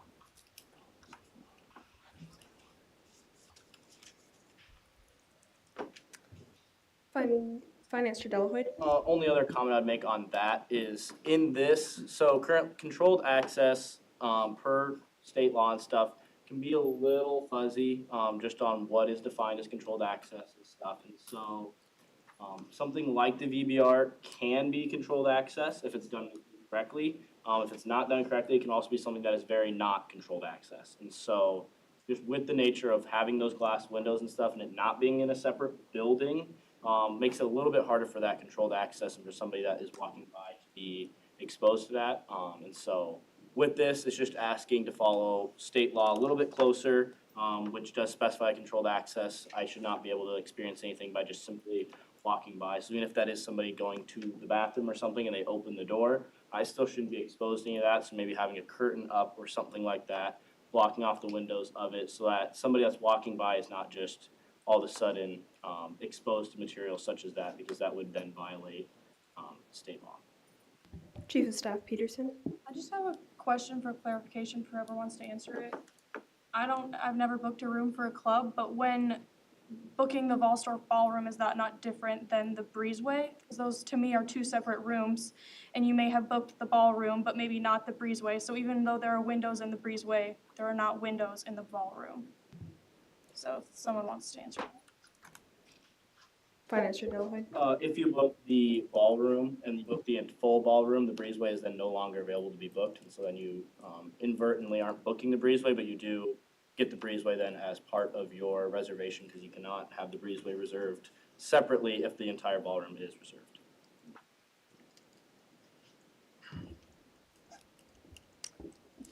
Senator Christoffels. I move further question, because, our previous question, Second. so that way we can go back to. It's been motioned, previous question. Parliamentary inquiry. Just make sure. Parliamentary inquiry to motion, previous question. For those that are not aware, previous question does limit the rights of senators, so it will need a 2/3 vote. I'm going to take this to a voice vote, and if we're not sure, we can then do a roll call vote. Just again, want to clarify, previous question would bring us back to basically vote right away on the initial amendment motion for this document. Everyone on the same page? All right. All those in favor of previous question, please signify by saying aye. Aye. All opposed? All right, it's been motioned, previous question. We will now vote on the amendment to change the document to read as what is on the screen. Chief of Staff Peterson, would you please call the roll? Senators Anderson, Aye. Bolweg, Aye. Bright, abstains, Christoffels, Aye. Derenge, Aye. Foley, Aye. Holland, Aye. Cadenum, Aye. Lopez, Aye. Mollison, Aye. Pavel, Aye. Roca, Aye. Sharples Schmidt, Aye. Shrestha, Aye. Siwa Cody, Sleep, Aye. Smith, Aye. Wallen, Aye. Warfa, Finance Chair Delahoy, Aye. Chief of Staff Peterson, aye, Vice President Sierra. Ayes have it and motion carries. All right, moving on to going back to our very original motion would be now we're voting on the document as it would read on the screen. To make it easier for us, Senator Christoph. Yep, parliamentary inquiry. Parliamentary inquiry, for the speaker list, since you are enforcing that, does it reset for this or does it carry? Restarts for every business item. Senator Christoffels. Yeah, I just had a quick question for the sponsors. So as I read it, this would be, current policy that or SDSU has in place, as far as, we act as a university. So what would putting this policy in place do for students if we, as a university, already currently act in this manner that follows this resolution? Senator Bolweg. Kind of to your point there, exactly. I mean, this resolution is designed to reinforce and align with those existing policies. It's not replacing them by any means. When we're quiet up here, stuff doesn't get done, and when we're actually speaking and having a good conversation, that's exactly why I'm bringing this. I mean, we're gonna talk about this stuff and pass good legislation. Finance Chair Delahoy. Adding to that response, this is something where it's more of us encouraging the university again, and reminding them to follow these policies a little bit more strictly that they already have in place, and to see that enforced a little bit stronger. So that's a little bit more there. So it's not asking them to change policy, just to reinforce some of those policies that are already in place. Dr. Willis. Yep, again, as your advisor, just sharing facts. I have reviewed the amendment and appreciate that being shared with me in advance. And as I've communicated to Senator Bolweg, I do not see any violations of state or federal law or university or SDBR policy included in this resolution. This resolution, if passed, would not alter SDSU's current practices aligned with law and policy as described in an earlier email that I shared with regard to the use of the University Student Union for age-restricted events and activities. So I just wanted to make sure that that was shared with the group as well, because I did share that with Senator. Further discussion. I'm sorry, Senator Mollison. Again, I want to commend everybody. I want to commend Senator Bolweg's work on amending this, and then of course for our advisor Willis for working on this as well. I like that this has been amended to follow federal, state, and Board of Regents policy. Again, I just want to caution everybody for when we pass resolutions that might not actually put into effect anything. I want to be cautionary on this because especially with a building regard that it is funded by our student dollars, and where we do already have these, in my opinion, like looking at this, I don't see how this would be suggesting any positive change, as the ballroom can be reserved for private events, and the suggestion of the PAC could be more expensive.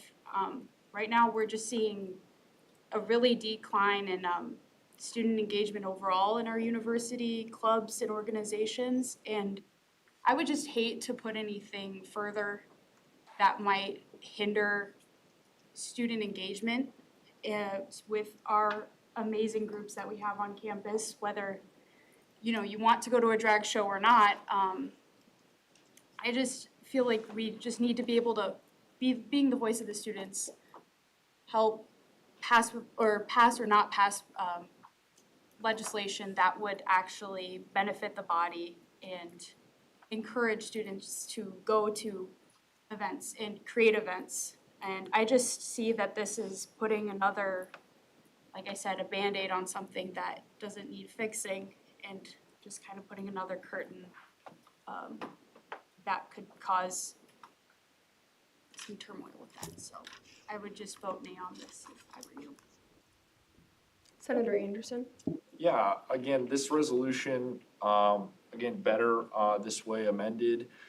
And it's a statement to the university, to the community, and to students at SDSU that the Student Association is listening to what they are asking for, and we are affirming their wishes with this resolution. Maybe the university won't make any changes, but we tried here to push something forward that benefits the community and protects kids as they visit SDSU, and maybe would convince other people that are thinking about attending this university to become jackrabbits. So I would say this is important to pass, as it creates a precedent among this body and a statement to the public that the Students Association does listen. Further discussion? Finance Chair Delahoyd. Just to go off of that, I would say then just a question for Senator Mollison is, what's the point of us being here then if we're not going to be bringing forward these resolutions to either reaffirm policy, reaffirm something like that? If we're going with that same mentality, then the ordinance that's on later, discussing the very horrible video, would also be pointless in that logic of, well, we just don't want to reaffirm or do anything that the university is already doing, so we don't see a point in it. So that's where I would say it's us reaffirming and telling university, hey, here's what we're thinking, here's what we're wanting. We're not wanting you to change policy, just wanting you to enforce it a little bit more. And that's what all of our ordinances and commemorations do. Right now, to university administration, it really probably looks like we haven't done too much because we haven't had very many resolutions. We haven't had very many things in which we're doing to be active. Everything we've really done this semester has pretty much been either just resolution to redo our bylaws or something like that, or has just been a commemoration. So this is something that, it's our first one where it's affecting people outside of just the people that sit at this table, and so that's why I'd encourage you to pass it, because this is similar to something like the ordinance later on. Further discussion?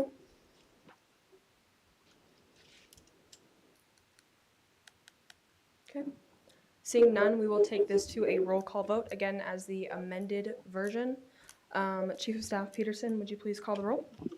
Vice President Zero. Aye. Chief of Staff Peterson, no. Finance Chair Delahoyd. Aye.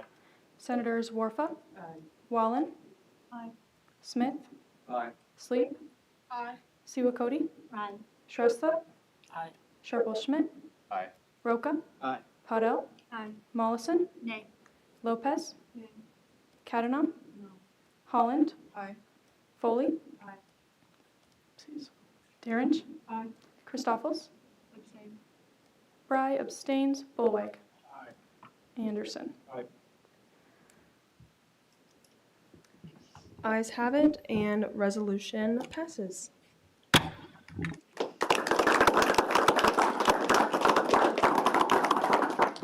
Thank you for everyone for that discussion. We'll continue on to new business, beginning with ordinance 25-1-0. Chief of Staff Peterson, would you please introduce this item? Ordinance 25-1-0. Title of ordinance reads, SDSU Students Association denounces all forms of hate speech and the implementation of awareness-based reporting initiatives for the 2026-2027 school year.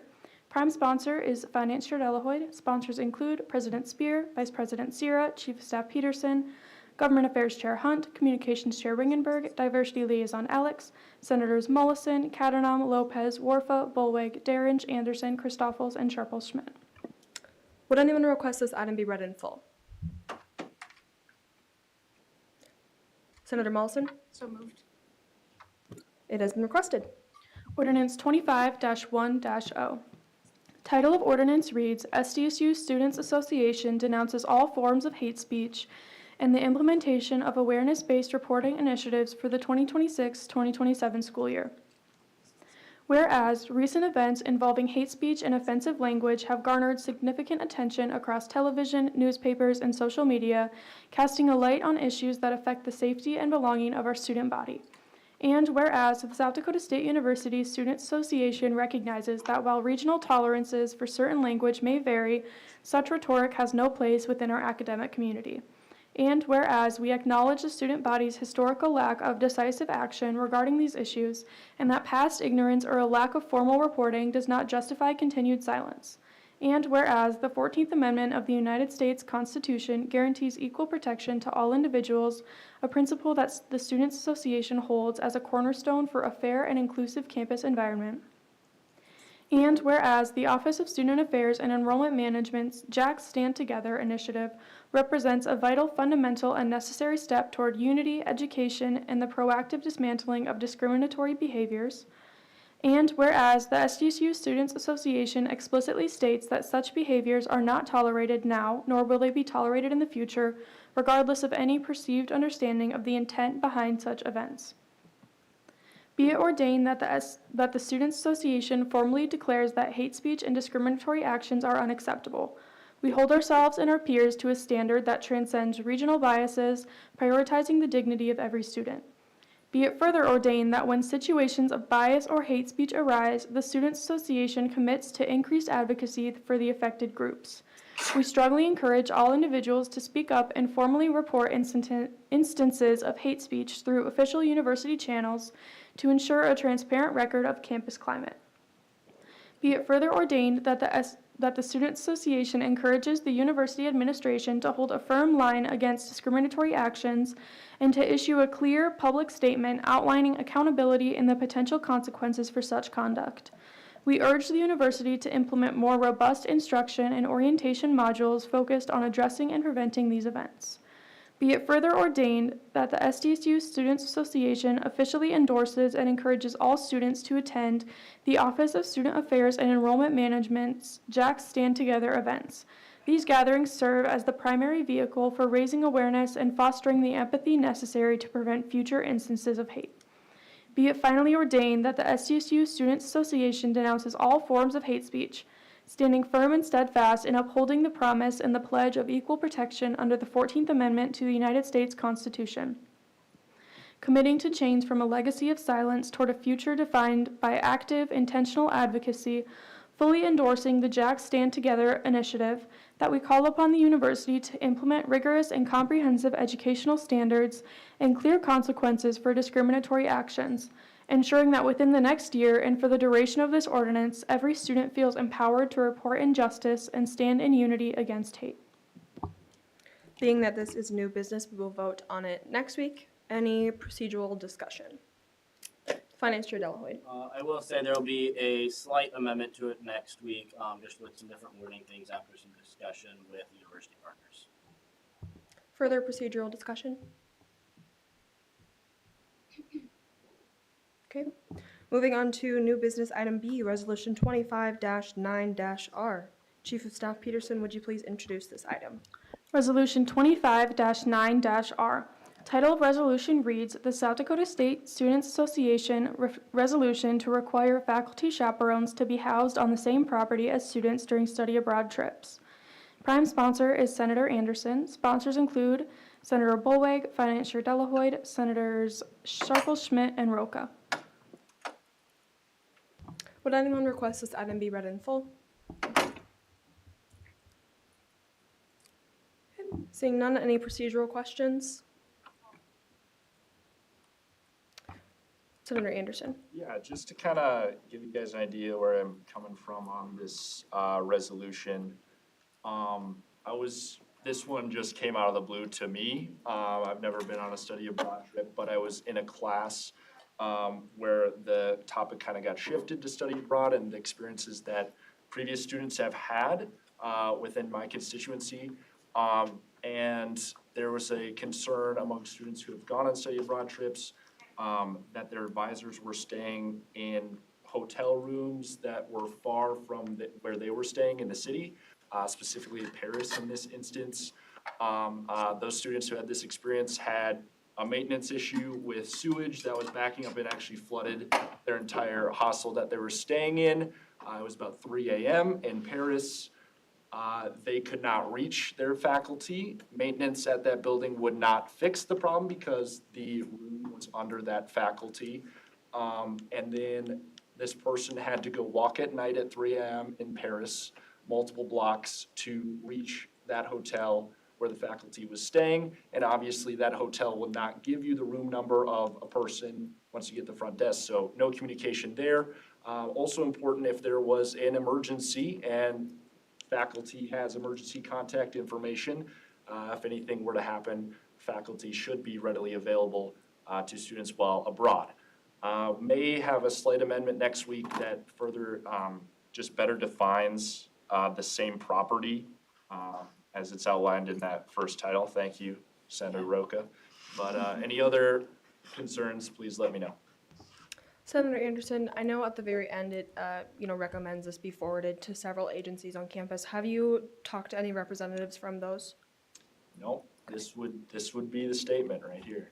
Thank you so much, Senator Anderson. Further procedural discussion. All right, moving on to topics for future discussion. Are there any topics for future discussion? Government Affairs Chair Hunt. Yeah, so like I said in my report, President Spear sent out an amendment package from the Student Federation. I just wanted to hear all of your guys' opinions. It is very long, I'm kind of sorry for that. Vice President Spear and I did sit through a 2-hour meeting about it. This will be voted on at the Board of Regents meeting on Wednesday, so we just wanted to hear your guys' opinions on it before we go and vote on behalf of you guys and on behalf of the students here at SDSU. So it'll be up on the screen. I can talk a little bit through all of them since both Vice President Sierra and I were both there. You just wanted to scroll down. So the first one, currently the Student Federation is under a unanimous voting model. So in order for a resolution, ordinance, commemoration, anything like that to pass, it needs to be unanimous through all 6 regental systems, and there's 2 representatives per regental institution. So this would just drop it to a 2/3 majority, which would make it a little easier for anything to be passed. One of the examples they brought up during the meeting last night was when last year they voted on Senate Bill 100. That did not pass since one school voted against it. So they just want to have it as a way for things to get passed because it really has been at a standstill for the last few years. And then the next one, which is Amendment 2, this just kind of clarifies the duties of the executive director and presidential president and their emergency authority. So during those times where they have to go on record for anything like a bill being smoked out or anything like that, and we don't have time to call a meeting, this gives them a way to do that for it. And it would just be on the record until Student Federation would have the chance to vote on it. And if it goes against what Student Federation votes on, that would be null and void. So it does make that clarification in it.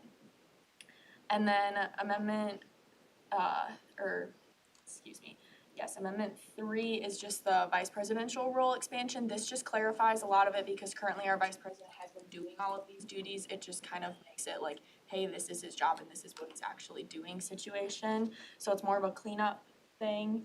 And it does say that the vice president cannot call meetings. There was a question about that in one of the duties that's in section 3. It said that there was a little gray area there, and they did clarify that the vice president cannot call meetings. That is a president. The next one goes in line with the final one, which we talked about. So currently, the Student Federation is under a dues policy for how much money they have. It's about $450 that is paid from each regental system, and this would be an increase to it. So this would be for a GAF increase. It would increase GAF by 2 cents per student, obviously, when you go and pay those, and that 2 cents would go to the Student Federation, and those would be where they would get it. So we would no longer pay dues as a students association, they would get it straight from the Board of Regents. And then finally, the last one that we talked about is just governance and compliance with that and everything. And it just creates a better way for us to work under codified law in South Dakota and everything, so it's another cleanup. And then finally, the last one is when we are going to create a new position. It's the finance director. So this would kind of be like how the executive director is. So vice president and president are elected, and then executive director is appointed from the Student Federation. So the executive director or finance director would be appointed as an executive team member through the board of directors. So it would be one of the 12 of them there and everything. So that would just kind of be what Finance Chair Delahoy does for the Student Federation instead of just the Students Association. And then if you wanted to scroll down, they do also have the layout of how much funding would be. That one.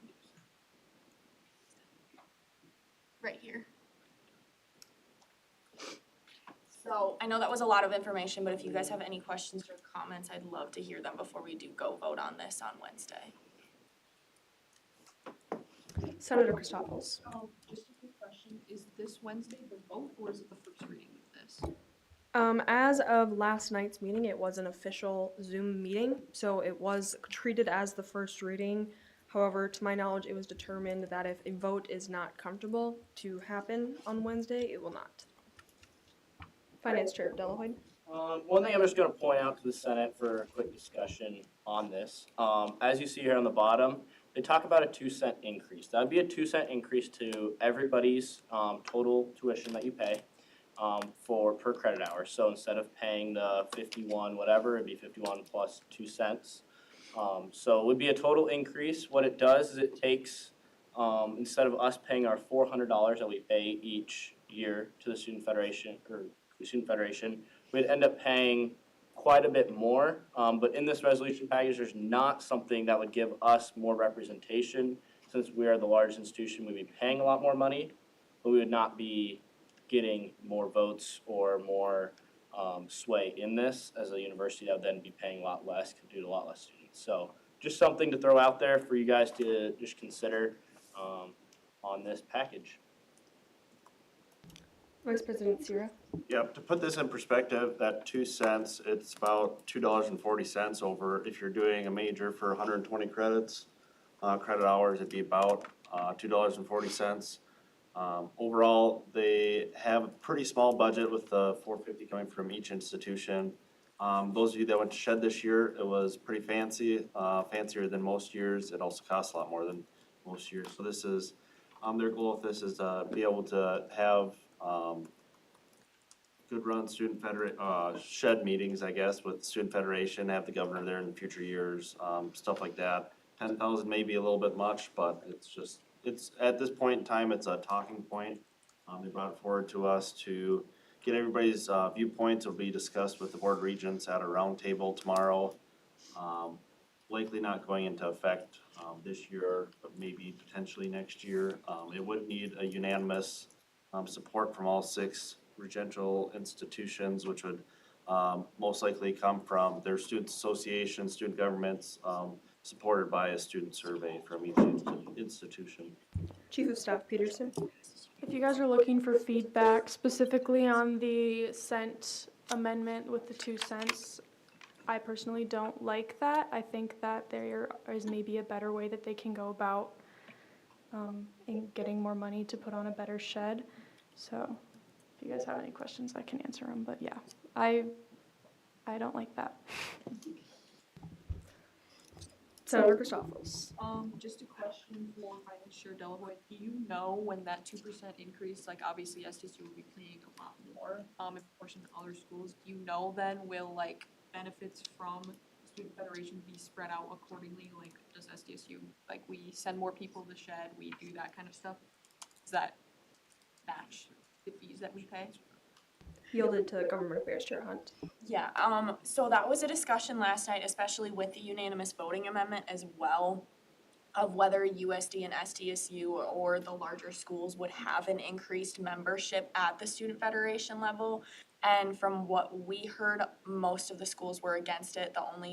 Obviously, the 3 that were for it were Mines and SDSU and USD because we are the largest institutions.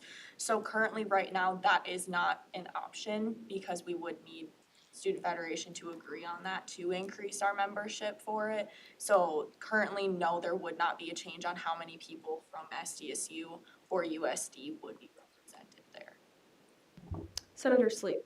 I would also agree with the 2 cent increase. I would not, I don't, for what it is it's only, from what I'm understanding, is it's mostly benefiting SHED, which if you're putting that on other students around the university, they're not going to SHED. That's only a beneficial to a smaller group of people, only the people that are in Students Association and, you know, that kind of stuff. So it doesn't benefit the whole university as much. I mean, yes, we go to the shed, but like to pay for more fancier food and stuff, it's not benefiting the students in that aspect. Government Affairs Chair Hunt. Yeah, that was something that was brought up last night and we discussed it at length. And one of the things that Mines brought up from their representatives is they brought students who were not part of their Students Association to SHED this year. They brought 5 students who just had an interest in going and they weren't part of their government or anything like that, and they brought them. So they said that some of this extra money, if they had some from SHED, that we would have the option of bringing students who are not part of our Students Association to SHED to experience that and see the legislature in that way, and in that regard. Further discussion? Senator Shrestha. I just have a question, what's the rationale behind SDSU being like such a huge amount of money? It's based on population because SDSU has the most amount of students. It goes SDSU, then USD, then Mines, and then I believe NSU, DSU? BH, DSU, Okay, what she said. So that's the rationale behind that, purely based on that 2 cents would again be per credit hour, and that's also based off of that 504,000 credit hours. That's currently what the region-wide, all students in South Dakota attending a Board of Regents institution, that's what total credit hours equals right now. So that $10,080 would change, fluctuate the same way that our GAF changes slightly every year. Finance Chair Delahoy. So I'm just gonna lay it out here. Basically, SDSU students would end up paying more money, for the same representation.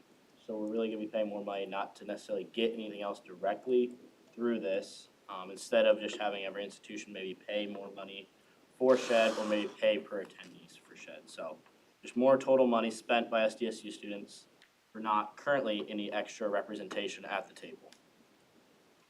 Senator Anderson. Yeah, I'm against the 2 cent increase as well. Since the money that went to Student Federation already came out of GAF and that $400, they're gonna raise it an additional 2 cents, which is gonna cost our students more money.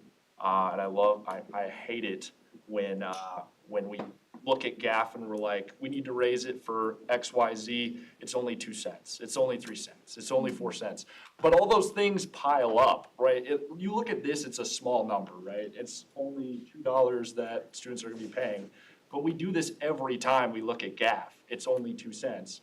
And that stuff piles up on students. You gotta keep costs low for our sake, and we're not getting anything out of it. SDSU needs a bigger seat at the table.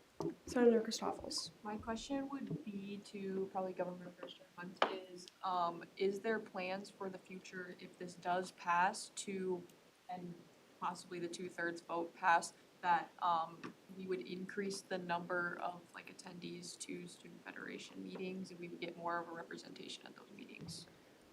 So not currently. In our discussion last night, there was one representative who strictly said that's not going to happen. So not currently. It all just kind of depends on who is the upcoming executive director, president, vice president, and whether they would be for that. So currently, no. And then I would just like to preface that this is just a recommendation if this gets passed.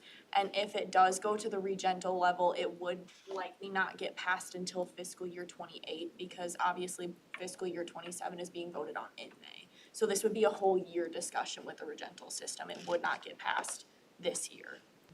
That kind of leads into something else. So this sounds like it's going to be more of the part of our roundtable discussion for the 6 senators that are going to the Board of Regents. You guys will be able to give a great report to your peers. But we will just have a roundtable discussion about the finance part of this. But we won't actually be voting on the finance part. However, I still thank you very much for the feedback you guys got. Also, kind of, this is a great time to plug. If you feel passionately about this 2 cents, the Student Federation elections are coming up. It is executive director, president, and vice president, as it reads now in the bylaws. And SDSU could really use a voice at this table. Speaking on behalf of 2026-2027 President Spear, I would love to work with the executive director or any executive team member on Student Federation. Keep that in mind that you would have the support from future Vice President Christoffels and myself to continue that work in conjunction with your senatorship. Any other comments on not the finance part of it? I mean, we will still be discussing the voting part, that emergency thing, and maybe some other stuff. Senator Bolweg. Make it quick. It's not on the finance, but for the 6 senators that are going, I'd like to see something brought up, maybe like a tier system, so everyone gets 2 representatives as it is, and maybe for every 4,000 or 5,000 students that university has on top, you get another representative. I know some other governments work like that, but I think that'd be a great idea to bring up a tier system, so, yeah. Thank you, Senator Bolweg. If that gets to that point, hopefully it does. Further discussion?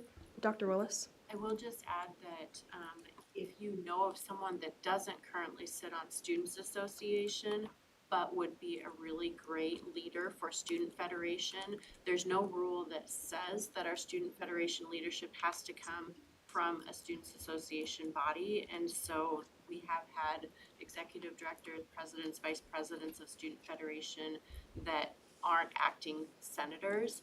And so there are opportunities in that way as well, though it is nice to have a senator as one of those leaders. It could be any student from SDSU that has the time and the energy and interest to lead that particular body. And I think they would probably get some really great support from the SDSU leadership. I reiterate, any SDSU student, we would love to help in Student Federation. On the record. Any other discussion? Senator Christoffels. Just a quick question, probably for Vice President Sierra. Can you just explain those roles of the executive director, president, vice president to somebody who might be interested in those roles but might not know exactly what they do? Yeah, as it is this year, Vice President takes the roll call, kind of takes the minutes as kind of the acting secretary. I believe most of that is appointed by the executive director who takes that role each year. He's been sending a lot of emails this year, a lot of the behind the scenes organizing. The executive director kind of heads up everything event planning wise. He was a big part of SHED, putting all the SHED together, a lot of our other meetings, stuff like that. The president is more in charge of running the meetings. But yeah, that's the main roles. More information can be found on the Student Federation's website for if you have any specific questions. Further discussion on this topic for future discussion that we just discussed. Awesome. Thank you guys very much. We'll have a good report for you guys on April 13th. So again, want to remind senators that are going to BOR, I sent you all an email, and I hope you saw it. Is there a motion to adjourn? Actually, no, there's announcements. Anyone have announcements? I do have Dr. Willis. I'm sorry, I do have one. I forgot this in my advisory report. So you will be getting some communication from our Office of General Counsel, Vice President Green's office. They are excited to announce that Meloria Public Safety Consulting will be performing a professional, organizational, and data-informed review of SDSU's public safety operations. Meloria PSC will also be providing SDSU with executive search services for the next SDSU Chief of Police. Meloria PSC is a firm of highly qualified and experienced police professionals with a passion for continuous improvement and implementation of contemporary practices in the field of public safety. This review and the campus feedback will help to inform their report. In turn, this process will provide continued support to the Division of Safety and Security, strengthen our safety protocols at SDSU, and help SDSU select a chief of police. Students, that's all you, will have an opportunity to participate in a focus group where Meloria PSC will seek input on our safety and security operations at the university, as well as input on the ideal candidate for our next SDSU Chief of Police. The focus group will meet on Thursday, April 9th, and so I'm sharing this since we don't have a meeting. So Thursday, April 9th, 9:45 to 10:45 a.m. in the Union, Dakota Room 250. And so please share this information with other SDSU students. If you have an interest in attending this session and you have class at that time, let me know, because this would be university service and I would be able to potentially issue a class release for you to attend and participate. So, and if you don't have class, we would love to have you there. Thursday, April 9th, 9:45 to 10:45 a.m. in the Dakota Room, room 250. There will be an email coming out as well and a message in the Rabbit Report, but please share that because we do want your input. Remember, no meeting next week. Any further announcements? Vice President Sierra? If you were not in the general election as a senator, or have not emailed me for a spring petition, but you want to be on the Senate, or you did email me and for some reason I missed it, please email me tonight or tomorrow. I'll get that petition sent to you. You'll have about a week to finish it. It'll be due Tuesday at 5 p.m. Thank you. Further announcements? Is there a motion to adjourn?